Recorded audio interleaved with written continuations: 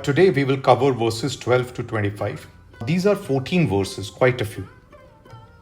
You might question that one day we cover one verse, the next day 10 verses, and another day we cover 14 verses. Well, this is just my way of collecting verses that cover similar things or are best explained together. Some verses convey the same thought or have similar messages, so it is good to cover those together. I will cover verses 12 to 25, starting with their literal translations first, and then I will share some interesting explanations. Verse 12 is Tasya sanjanyan harsham kuru vriddha pitamaha singhnadam vindyochai shankham dadmo pratapavan. You would recall that Duryodhan was speaking to Dronacharya.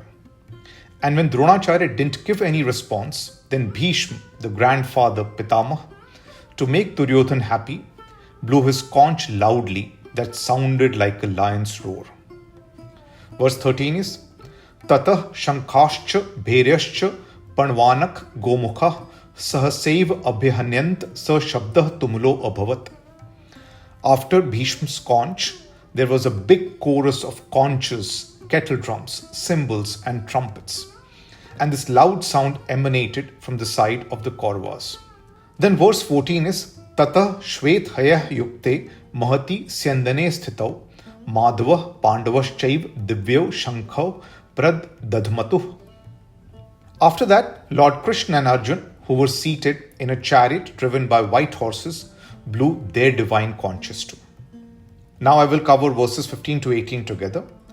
Panch Janyam Hrishikeshav Devdattam Dhananjaya Pondram Dadmau Mahashankam Bhimakarma Vrikodara Ananta Vijyam Raja Kunti Putrau Yudhishthira Nakula Sahadevascha Sughosh Manik Pushpakav Kashyascha Parmeshwasa Shikhandi Maharatha Drishtadyumno Viratascha Satakishcha Aparajita Drupadau Draupadeyascha Sarvashah Prithvipate Saubhadrascha Mahabhavu Shankan Dadmo Prithak Prithak. Lord Krishna blew the conch shell named Panchajanya. Arjun blew the conch shell named Devdatta. And Bhim, who is known for terrible deeds, blew the conch shell named Pondra. King Yudhishthir, son of Kunti, blew the conch shell named Anantavijaya. Nakul and Sahadev respectively blew the conch shells named Sughosh and Mahipushpa. The excellent archer Kashiraj, the great warrior Shikhandi, Drishtadyumna, Virat, and the invincible Satyaki, Drupad, the 5 sons of Draupadi, and the mighty armed Abhimanyu, son of Subhadra, all blew their respective conch shells. These are verses till 18. Then verse 19 is Sa Ghosho Dharta Rashtranam Hridayani Vedarayat Nabhascha Prithvim Cha Ev Tumulo Abhyanu Nadayan. This very loud sound of the various conch shells from the Pandav army shook everything from the earth to the sky and shook the hearts of the Dhritarashtra's sons. Then verse 20 to 23 are together. Ath Vyavasthitan Drishtva Dharta Rashtran Kapidhvaja Pravritte Shastra Sampate Dhanu Udyamya Pandava Hrishikesham Tada Vakyam Idimah Mahipate.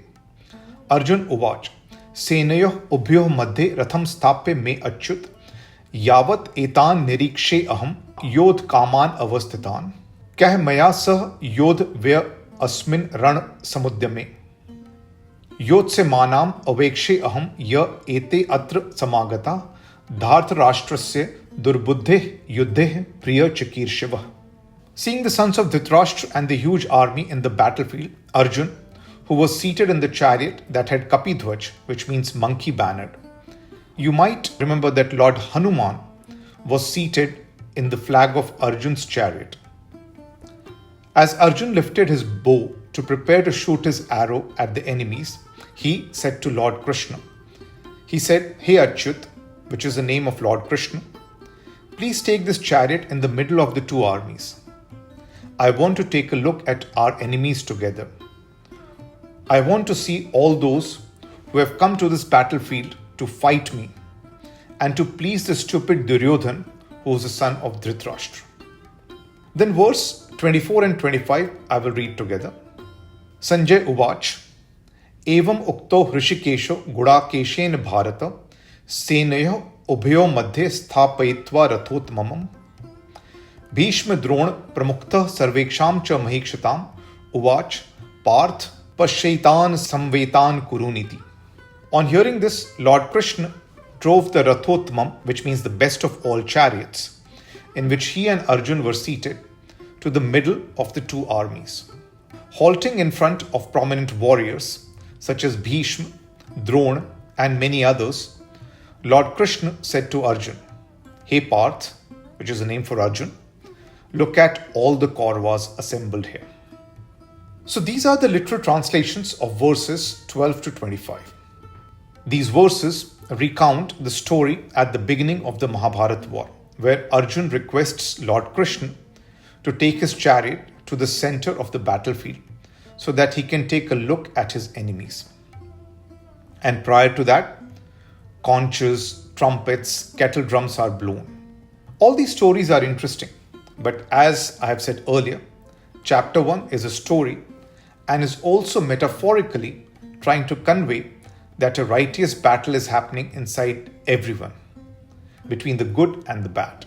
Knowledge, rational discrimination, and yoga are the positive forces on one side, while blind senses and unbridled desire are the negative forces on the other side. The two armies of Pandavas and Kauravas represent these two forces. In all these, there is a reference to the sounds of conches, kettle drums, and trumpets.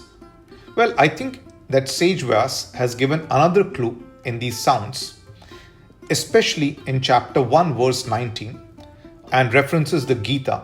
This is important to notice. I will repeat verse 19 once again. Sa ghosho dharta rashtranam hridayani vedarayat nabhascha prithvim cha ev tumulo abhinu nadayan.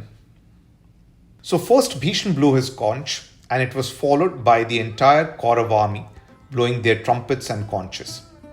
After this, Lord Krishna and the Pandavas blew their conches, followed by their army.